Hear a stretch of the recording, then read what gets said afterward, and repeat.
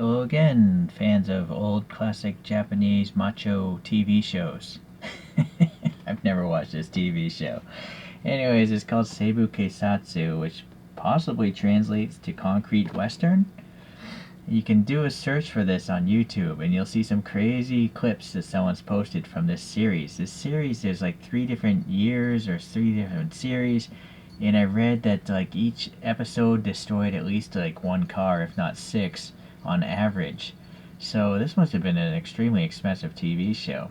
But anyways, Choro-Q made this first set here of some of the iconic vehicles, but this is from 2001, Space Odyssey. Not really. But so they're not going to be the most up-to-date looking cartoon vehicles, but I wanted this Super Z because I can't find the ChoroQ 0 of this car either. So I bought this entire set just to get this one vehicle. There is a second set that I reviewed earlier, and I'll show those at the end of this video, but there's also a third set where they have some motorcycles in the car, but I'm not really into cartoon motorcycles. But there, you can pause and see what's inside. I don't know what Skynet is either. And then this toy was made in Taiwan. Okay, some sort of text explaining what those cars are. Alright, so let's get this guy going. I wouldn't doubt that this might be a brand new product because look how yellow the tape is. So someone was nice enough to hold on to this for the last 2 decades before I found this online and overpaid for it. Okay. More tape.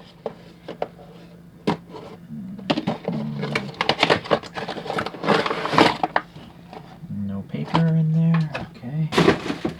But paper here. Maybe it's like a questionnaire or a club membership. I'm not sure.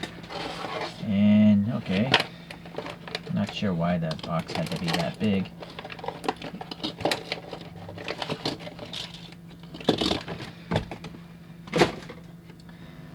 Let's start with the least interesting cars. This trio of Skylines here. I think they're KDR 30s, but for the TV show they're called RS3s, or RS2 and RS1. I don't know what that means, you know, but they're obviously different vehicles, and unfortunately they don't write anything on the bottom of them, just that one sticker. They seem to all have the standard molding of the 5-spoke wheels from ChoroQ, but in this case all 5 of these models have gold wheels. Alright, so you will see that they're labeled 1, 2, and 3, and they have different types of accessories on them. So starting with number 1, let's get a better light view here. Well, they all have this, you know, black painted fender flares, although this paint app wasn't so good.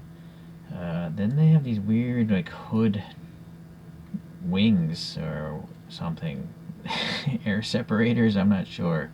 And there's some sort of weird bulge here glued on as a separate piece. Alright, they have this little headlight wiper, or not a wiper, fluid ejector, I think that's what it would be on the real car. Printed on. Turn signals look good. No badging though. And then I'm gonna guess these are 2 guns. Like, I think the thing had guns on it. And then an antenna. And then some nice translucent police lights, which are pretty cool. And the middle is painted like a blue, silver, and then blue. Going around here, we have silver paint on the window trim. And then some black and, well, it might just be black paint. I'm not sure if the red is a different, it's just a body color, I'm guessing. And then a separate piece for this wing here. Alright.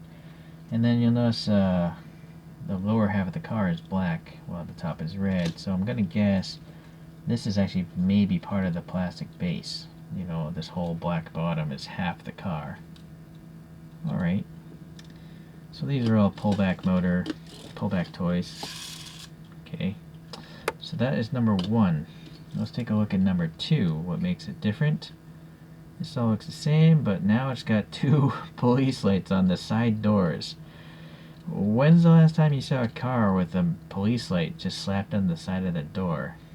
I've never seen that ever happen in my lifetime, but I think it's funny. I mean, these are cartoon cars with ridiculous looking accessories mounted on them. So this one, for some reason, also has two additional antennae in the back. Now I have actually seen cars with CB radio antennas on the back, so that actually could be realistic. So that's what makes number 2 what it is.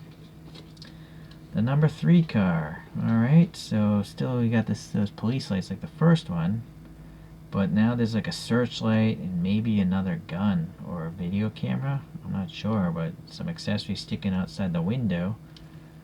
But yeah, I think the rest of the car looks the same. Okay, well, let's just do that. So this one here is called Machine X, according to the packaging. We have some red painted taillights there. And then, whoa. See, it's weird to me to see paint rash on a car that's made of plastic. I don't know how or why that would occur. The paint itself had some contaminants in it. I don't know what this is, you know, is this a speaker? Or a searchlight maybe? I don't know, but it's hollow in the back. And then it's also got these two things here, which I have no clue what those would be. They look like guns, but I don't think they are. I do have the Choro-Q 0 of this, which we'll compare it to later. And then, you know, a magnetic police light where it should be. But boy, that's really distracting. And it says turbo in reverse. So if this thing was following you, you would read that as turbo in your rear view mirror. Alright. Okay, so the last one. Let's compare it to these photographs here. So this is called the Super Z, and it was in the TV show. It's quite modified. As you can see, it's got machine guns or something that are on the front hood. Although they're quite low profile here, but it has gull-wing doors. You just don't see Z's with gull-wing doors very often.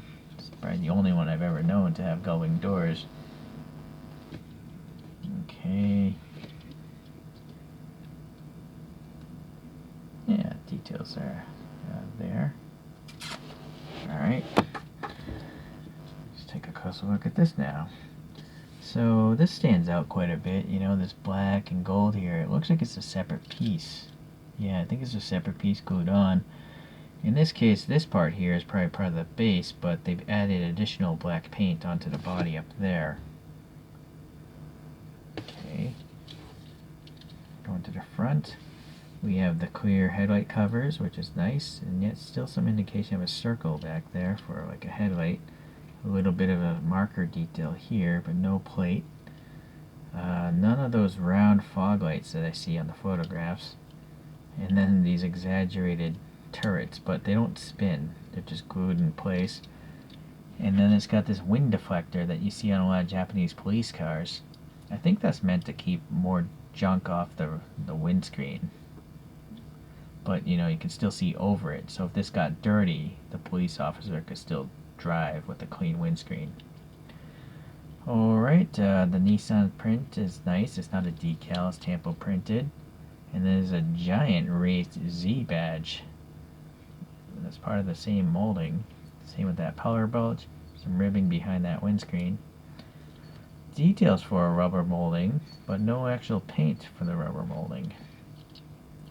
Then you can see the gull-wing door here carrying across, the giant police light, and then this bent antenna. I'm not sure if that's the way it's supposed to be or if it looks like it was molded that way.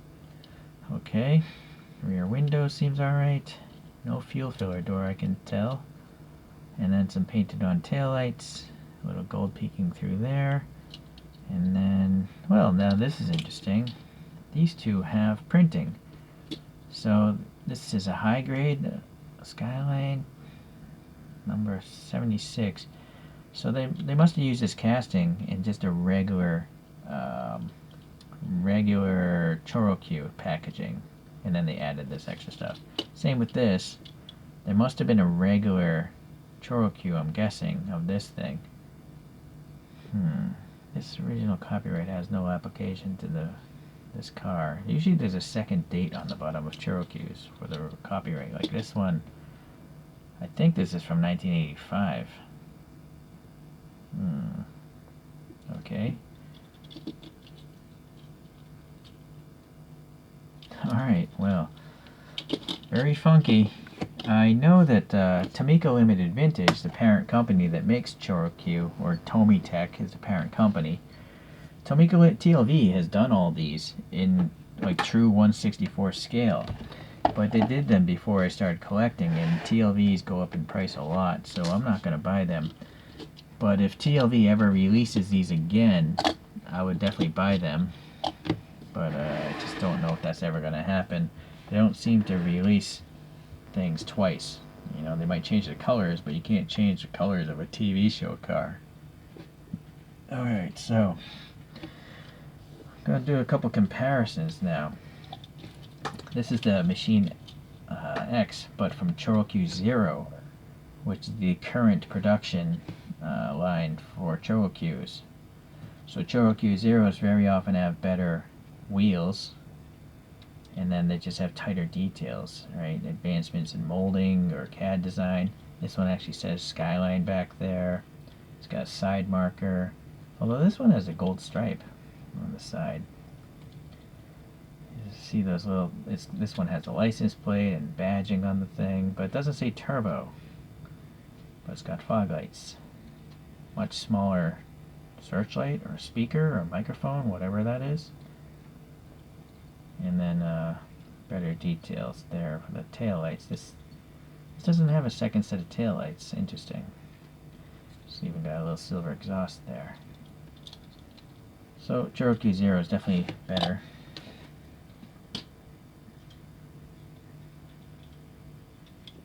And then, so this is the ChoroQ 0 of the number 2 car, which is this.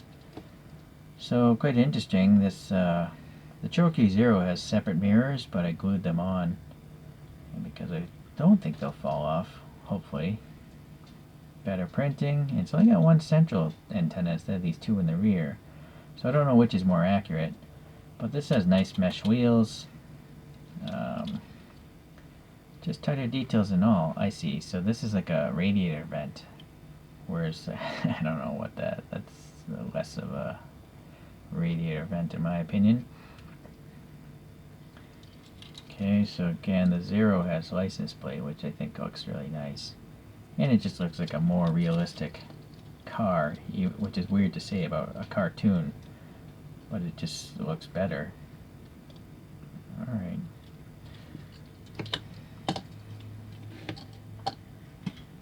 I do also have this from the second set, and so there's actually 4 of these RS vehicles. This one is just RS with no number.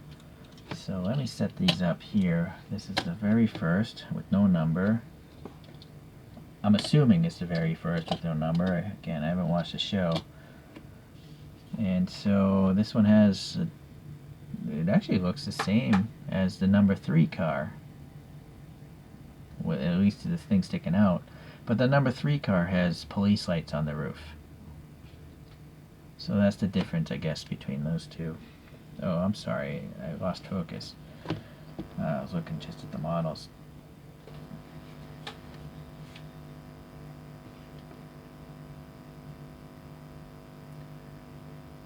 Alright, well, let's get that out. Well, you know what, let's leave it in there, because I'm going to show the other cars from that set. So that other set also had the Gazelle. I think that's like the chief of police's car, from what I read. And then it also had this Nissan Patrol, I think it is. It's some sort of Nissan truck with water cannons all over it. And that's why I bought this set, really, because they didn't even make that in the ChoroQ 0. Alright.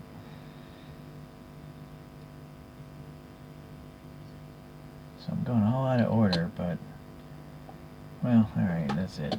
I thought about bringing out a 280Z from TLV, but I'm not going to bother. Alright guys, well, it's an interesting franchise, this Seibu Keisatsu or Concrete Western. I only wish I could actually watch it. Well. Okay, well, thanks for watching. We'll see you the next time I get some ChoroQs. Bye.